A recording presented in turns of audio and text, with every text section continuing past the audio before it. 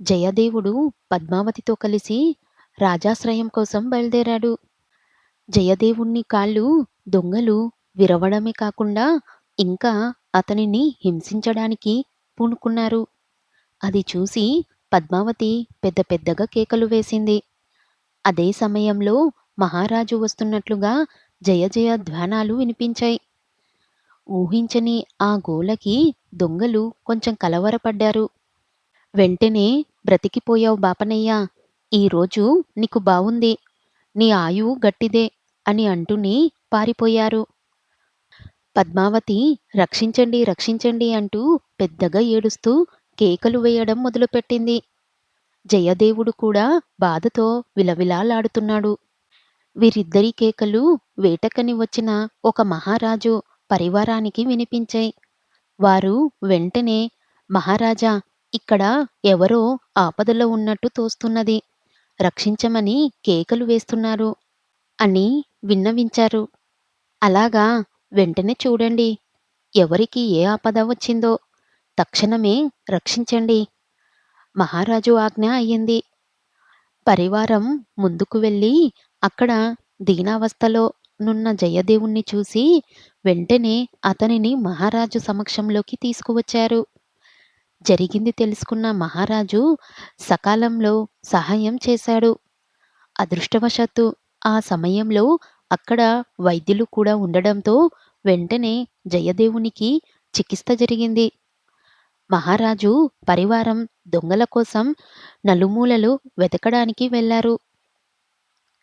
బయలుదేరారు కానీ జయదేవుడు వారించాడు.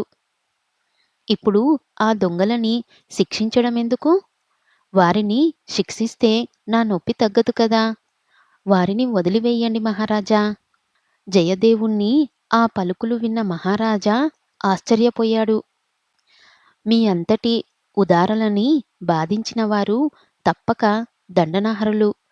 వారిని అలా వదిలివేస్తే ఇంకెంతమంది అమాయకులకు బాధ పెడతారో. వాళ్ళిప్పుడు తప్పించుకున్న తర్వాత అయినా వాళ్ళని తప్పక శిక్షిస్తాను. ఇంతకు మీరెవరు? ఎందుకు ఈ ప్రాంతంలో ఉన్నారు? ఎక్కడికి మీ ప్రయాణం?" అని మర్యాదగా అడిగాడు. జయదేవుడు తన గురించి చెప్పాడు. అతడు కవి అని తెలిసిన వెంటనే "మహానుభావా! ప్రస్తుతం మీరు మా కొలువుకి రండి. మీ కాలు నయమైన తర్వాత ఏం చెయ్యాలో ఆలోచిద్దాము." అంతకన్నా జయదేవునికి కూడా వేరే మార్గం లేదు. అతను ఒప్పుకున్నాడు. జయదేవుడు, పద్మావతి ఆ మహారాజు వెంట వెళ్లారు. ఆ మహారాజు లక్షణసేనుడు, వంగరాజ్యానికి అధిపతి. జయదేవుణ్ణి రూపురేఖలని, పాండిత్యానికి, భక్తికి ముచ్చటపడిన రాజుకి అతనితో త్వరలోనే స్నేహం కుదిరింది. అది రోజురోజుకి ఎక్కువై వారిద్దరికీ ప్రాణస్నేహంగా మారింది. అలాగే పద్మావతికి అక్కడి మహారాణికి స్నేహం కుదిరింది. జయదేవుడు సంపూర్ణ ఆరోగ్యవంతుడయ్యాడు. బాగా నడవగలుగుతున్నాడు. అయినా రాజుగారితో తనకున్న స్నేహం వలన ఆయన అక్కడే ఉండిపోయాడు. మహారాజు కూడా జయదేవుణ్ణి మిత్రత్వానికి రోజురోజుకి బానిసైపోయాడు. జయదేవుణ్ణి చూడకుండా, ఆయన పాట వినకుండా ఒక్కరోజు కూడా ఉండలేకపోయేవాడు. ఇంకా జయదేవుడు వంగరాజ్యంలో స్థిరపడ్డాడు. ఆయన అక్కడే గీతగోవిందం రాశాడు. అది ఇప్పటికీ జగత్ ప్రసిద్ధమే. అందులో నాయకుడు శ్రీకృష్ణుడు, నాయిక రాధ. వారిరువురి ప్రయాణ కావ్యమే గీతగోవిందం. అందులో ఆయన అష్టవిధ నాయకులని మనకి పరిచయం చేశాడు. ఆయన పాటలకి పద్మావతి నాట్యమే స్ఫూర్తిదాయకమైంది. ఆయన అనుకున్నాడు, "ఈ పద్మావతి నాకు పరిచయం కాకపోయి ఉంటే నా జీవితం అసంపూర్ణంగా ఉండేది. అసలు ఈ కావ్యమే ఉండేది కాదు. వారిద్దరి అనురాగ ఫలితమే ఈ గీతగోవిందం. ఇది 12 స్వర్గాలతో, 24 అష్టపదులతో, 80 శ్లోకాలతో కూడింది. అష్టపది అంటే 8 చరణాలు కలిగినది. ఈ ప్రక్రియ జయదేవునితోనే మొదలయ్యింది. జయదేవుణ్ణి గానానికి పద్మావతి నాట్యం చేస్తూ ఉండేది. అయితే ఆమె పదాలు లయబద్ధంగా కలుగుతున్నాయా లేదా అని సాక్షాత్తు శ్రీకృష్ణుడే చూసేవాడు. జయదేవుని దివ్యగానానికి తగ్గట్టుగా ఆమె నాట్యం ఉందా లేదా అని ఆ స్వామి ఆమె పాదాల మీదే దృష్టి కేంద్రీకరించేవాడు. అందువలన శ్రీకృష్ణునికి పద్మావతి చరణ చరణ చక్రవర్తి అని పేరు వచ్చింది. ఈ విషయంలో బ్రహ్మది దేవతలకి కూడా అసూయ కలిగింది అని చెబుతారు. ఎందుకంటే వారు ఎంతటి ప్రభావ సంపన్నులైన దేవతలైనప్పటికీ స్వామిని చూడటం మాట అటుంచి ఆయన పాదదర్శనం కావాలంటే లక్షల దివ్య సంవత్సరాలు తపస్సు చేస్తేనే కాని ఆ పాదదర్శనం కాదు. కేవలం ఒక గోరుని, ఆ గోటి ప్రకాశాన్ని మాత్రమే వారు దర్శించగలుగుతారు. మరి ఈయన మాత్రం ఒక స్త్రీ పాదాలని ఎంతో ప్రేమగా చూస్తున్నాడు. ఆమె చేసుకున్న పుణ్యమేమిటో కదా అని బాధపడినట్లుగా కథ చెబుతారు. రోజులు ప్రశాంతంగా గడుస్తున్నాయి. ఒకనాడు అప్పటికి గీతాగోవిందం ఇంకా పూర్తి కాలేదు. జయదేవుడు 10వ స్వర్గంలో 19వ అష్టపది రాస్తున్నాడు. ప్రియోచారు షీలే అనే అష్టపది రసవత్తరంగా సాగిపోతుంది. అష్టపదిలో 6 చరణాలు పూర్తయ్యాయి. పద్మావతి అందుకు తగ్గట్టుగా నర్తిస్తుంది. అందులో 7వ చరణం పాడుతూ రాస్తున్నాడు. రాధా ప్రేమ అనే విషం నా తలకెక్కింది. దయచేసి నీ సుకుమార పాద పద్మాలని నా తల మీద పెట్టి నాకు శాంతి కలిగించు అని రాశాడు. రాసిన వెంటనే జయదేవునికి చాలా బాధ కలిగింది. తన దృష్టిలో కృష్ణుడు శృంగార పురుషుడే అయినప్పటికీ ఆయన పరమాత్ముడు. అలాంటివాడు తన తలని ఒక స్త్రీ పాదాలకి తాకినట్లుగా రాయడం తప్పు కదా! అయ్యో! ఎంత ఘోరం జరిగిపోయింది. నేను చాలా తప్పు చేశాను. పాటని ఈ విధంగా రాయకూడదు అని ఆలోచించుకొని ఆ చరణం కొట్టివేశాడు. పాట మధ్యలోనే ఆగిపోయింది. జయదేవునికి మనసుకు అశాంతి కలిగింది. వెంటనే పద్మా! నేను ఇప్పుడే వస్తాను. చికాకుగా ఉంది అని బయటికి వెళ్ళిపోయాడు. ఆయన ఎంత ఆలోచించినా ఆ చరణానికి అంతకన్నా పదాలు రావడం లేదు. ఆయన ఒక స్థిర నిశ్చయానికి వచ్చాడు. ఇది అంతా నేను రాస్తున్నాను అనే అహంకారంతో ఉన్నాను ఇన్ని రోజులు. కానీ ఈ కవిత శక్తి ఆ భగవంతుడే ప్రసాదించాడు. ఈ వాక్యాలను ఆయన్నే రాయించుకున్నాడు. ఇందులో దోషమేమైనా ఉంటే అది స్వామికి చెందుతుంది. కానీ నాది కాదు. అది రాసిన పుణ్యము నాది కాదు. ఇది రాసిన పాపము నాది కాదు. ఇలా ఆలోచించుకున్నాక జయదేవునికి మనసు నిర్మలంగా మారింది. అతను ఇంటికి వచ్చి మళ్ళీ స్నానం చేసి లోపలికి వచ్చాడు. జయదేవునికి చాలా ఆకలిగా ఉంది. భోజనం వడ్డించు పద్మా అంటూ లోపలికి వచ్చాడు. సరిగ్గా ఆ సమయానికి ఆమె తినడానికి కూర్చొని ఉంది. జయదేవునికి చాలా ఆశ్చర్యమేసింది. ఎందుకంటే ఆమె ఎప్పుడూ జయదేవుడు తినకుండా ఇప్పటి వరకు తినలేదు. తింటున్న వాళ్ళని ఇబ్బంది పెట్టలేడు కదా! పద్మ, నువ్వు తిన్న వెంటనే నాకు కూడా వడ్డించు అన్నాడు. అదేంటి స్వామీ! మీరు ఇప్పుడే కదా తిన్నారు. మళ్ళీ అడుగుతున్నారేంటి? నేను తినడమేమిటి? ఇప్పుడే కదా ఇంటికి వస్తున్నాను. ఇప్పుడు రావడమేంటి? ఇందాకే వచ్చారు కదా! నేనే కదా మీ తలకి నూనె రాశాను. అప్పుడే మీరు రాయడానికి గ్రంథం తీసుకున్నారు. వాటి మీద 2 నూనె చుక్కలు కూడా పడ్డాయి కదా! అది రాసిన తర్వాత నేనే మీకు వడ్డించాను. మీరు తిన్నారు. ఎప్పుడైనా మీరు తినకుండా నేను తిన్నానా? ఆమె చిరుకోపంగా అడిగింది. నేను రాశానా? ఏం రాశాను? జయదేవుడు అయోమయంగా అడిగాడు. జయదేవుని ప్రశ్నకి పద్మావతికి కూడా అయోమయంగా అనిపించింది. ఏం రాయడమేంటి? మీరు కొట్టివేసిన పదాలు. నిజమా? నేను ఇప్పటి వరకు ఇక్కడికే రాలేదు. మరి నేను రాయడమేంటి?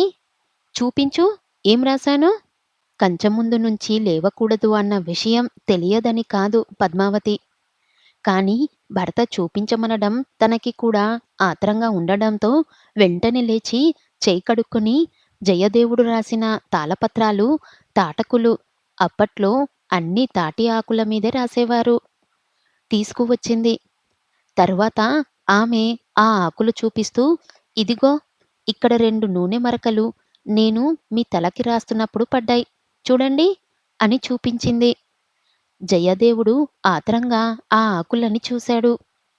చాలా ఆశ్చర్యంగా అతను ఏవైతే కొట్టివేశాడో ఆ పదాలే మళ్ళీ రాయబడి ఉన్నాయి. ఎంతో పొందికగా, అందంగా. అయితే అవి తను రాయలేదు. మరి ఎవరు రాసినట్లు?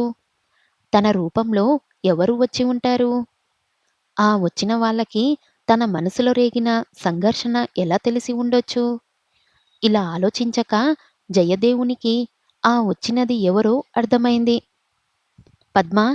నువ్వు నిజంగా చాలా అదృష్టవంతురాలివి. నా రూపంలో వచ్చి నీ చేత అన్నం స్వీకరించిన వారు మరెవరో కాదు. సాక్షాత్తు ఆ జగన్నాథుడే, ఆ గోవిందుడే. నేడు ఎంతో సుదినం. ఈ తాళపత్రాల మీద నేను నిజంగా ఏమి రాయలేదు. ఇది స్వయంగా ఆ స్వయం ప్రకాశుడైన శ్రీకృష్ణుడే రాశాడు. స్వామి స్వీకరించిన ఆ ప్రసాదం నాకు కూడా పెట్టు అని భక్తి పారవశ్యంలో మునిగిపోయాడు. అంత విన్న పద్మావతి ఆనందానికి, ఆశ్చర్యానికి అంతే లేకుండా పోయింది. నిజంగా స్వామి వచ్చాడా? నా చేతి వంటని ఆరగించాడా? నమ్మలేకపోతున్నాను. స్వామి స్వయంగా పద్మావతి అని నోరారా నన్ను పిలిచినప్పుడైనా గుర్తించలేదు. ఎంత విచిత్రం! ఆమె మురిసిపోయింది. స్వామి తనని పద్మావతి, ఆ తాళపత్రాల్ని తీసుకొనిరా అని ఎంతో మృదువుగా, ప్రేమగా పిలిచాడు. ఆమె వెంటనే ఆ పత్రాలని తీసుకొని వచ్చింది. ఆయన రాయదలుచుకున్నదేదో రాసేశాడు. అప్పుడే పద్మావతి ఆయన తలకి కొద్దిగా నూనె రాసి తల చక్కగా దువ్వింది. అలా చేస్తున్నప్పుడు పొరబాటున 2 నూనె చుక్కలు ఆ పత్రాల మీద పడ్డాయి. అయ్యో! అని ఆమె నొచ్చుకుంది. పర్వాలేదు పద్మావతి. ఇది కూడా ఒక తీపి గుర్తే. ఆకలిగా ఉంది. వడ్డించు అని అడిగి మరీ స్వామి ఆరగించాడు. ఆయన ఆరగించి ఇలా వెళ్ళాడో లేదో జయదేవుడు వచ్చాడు. ఇంత చేసి జయదేవునికి మాత్రం దర్శనం ఇవ్వకుండానే వెళ్ళిపోయాడు. జరిగినది అర్థమైన తర్వాత జయదేవుడు పద్మావతిని ఆమె హృదయ నైర్మల్యాన్ని మెచ్చుకున్నాడు. అంతవరకు ఆయన రాసిన అన్ని అష్టపదుల్లోనూ జయదేవుని పేరు మాత్రమే ఉండేది.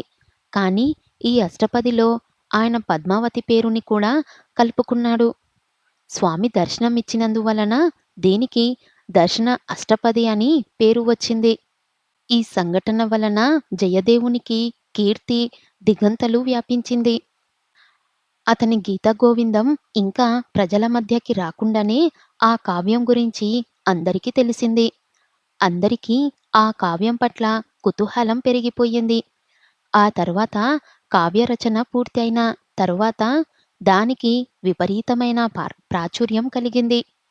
మహారాజుకి జయదేవుడు అంటే విపరీతమైన గౌరవం, భక్తి ఉన్నాయి. ఆయనకి జయదేవుని మాట వేద హక్కు అయింది. ఈ కారణం చేత రచారికానికి సంబంధించిన ప్రతిదానికి ఆయన జయదేవుని సలహా తీసుకునేవాడు. అలాగే మహారాణికి పద్మావతికి కూడా స్నేహం రోజురోజుకి పెరుగుతూ వచ్చింది. మహారాజుకి జయదేవునికి సన్నిహిత్వం అంతంతకు పెరుగుతూనే ఉంది. ఒకనాడు మహారాజు వేటకి వెళ్తూ జయదేవుణ్ణి కూడా వెంట తీసుకువెళ్ళాడు. నిజానికి జయదేవునికి శాస్త్రవిద్య తెలియదు. అతనికి వేట రాదు. వేటకి వెళ్ళవలసిన అవసరం కూడా లేదు. అతను వెళ్ళినందువలన మహారాజుకి ఎటువంటి ఉపయోగము లేదు. కానీ అందరితో పాటు జయదేవుణ్ణి కూడా రావాల్సిందిగా మహారాజు అడిగాడు. అందుకు జయదేవుడు వేటకి వెళ్ళడానికి ఇష్టపడలేదు. జంతుహింస చూడటం తనకి ఇష్టముండదు. తన వలన మహారాజుకి ఇబ్బంది తప్ప వేరే ప్రయోజనము ఏమీ ఉండదు. అతను మహారాజు వెంట వెళ్ళడానికి నిరాకరించాడు. అయితే మహారాజు మహాకవి. క్రూరమృగాలు విజృంభించకుండా వాటిని వేటాడి ప్రజలని కాపాడవలసిన బాధ్యత పాలకులమైన మా రాజుల మీద ఉంటుంది. మేము రేపే బయలుదేరి వెళ్తున్నాము. రావడానికి మాకు ఒక వారం పడుతుంది. అన్ని రోజుల పాటు మీకు దూరంగా ఉండటం కష్టంగా ఉంటుంది. దారిలో మీ సాహచర్యం వలన అలసట తెలియకుండా ఉంటుంది. ఈసారికి కాదనకండి. మహారాజు మాట జయదేవుడు తీసివేయలేకపోయాడు. ఈ వారం రోజుల పాటు పద్మావతికి మహారాణి అంతఃపురంలోనే వసతి ఏర్పాటు చేయబడింది. ఈ వారం రోజులు పద్మావతి ఆటపాటలతో అంతఃపురంలో అంత సందడిగా గడిచిపోయింది. ఇంకా ఆ రోజే మహారాజు పరివారంతో తిరిగి వచ్చేది. అందరూ మహారాజు కోసం ఎదురుచూస్తున్నారు. పద్మావతి జయదేవుని కోసం ఎదురుచూస్తూ ఉంది. సరిగ్గా ఆ సమయంలో ఒక వార్తవారి మహారాణి అనుమతి కోసం ఎదురుచూస్తున్నాడు. అతనికి లోపలికి రావడానికి అనుమతి లభించింది. అతను లోపలికి వస్తూనే ప్రణామాలు మహారాణి. మహారాజు పరివారం వేట ముగించుకొని తిరిగి వస్తున్నారు. కానీ అతను చెప్పటానికి తటపటాయిస్తున్నాడు. "ఉమ్, కానీ ఏం జరిగింది? నిర్భయంగా చెప్పు" మహారాణి ఆజ్ఞాపించింది. వేటాడే సమయంలో ఘోర ప్రమాదం జరిగింది. అనుకోని పరిస్థితుల్లో జయదేవుల వారు పులివాతపడి హఠాత్మరణం పొందారు. పద్మావతి దేవి గారికి ధైర్యం చెప్పమని మహారాజు గారు మీకు చెప్పమన్నారు. ఆ మాటలు వింటూనే పద్మావతి స్వామీ అంటూ కుప్పకూలిపోయింది. మహారాణికి తక్కిన పరివారానికి కంగారుగా అనిపించింది. వెంటనే పరివారం ఆమెకి అన్ని రకాల శ్రైతోపచారాలు చేశారు. ఎన్ని రకాలుగా ఉపచారాలు చేసినా ఆమెలో చలనం లేదు. చివరికి రాజ్యవేద్యులకి పిలిపించారు. వారు పరీక్షించి పద్మావతి చనిపోయినట్లు నిర్ధారించారు.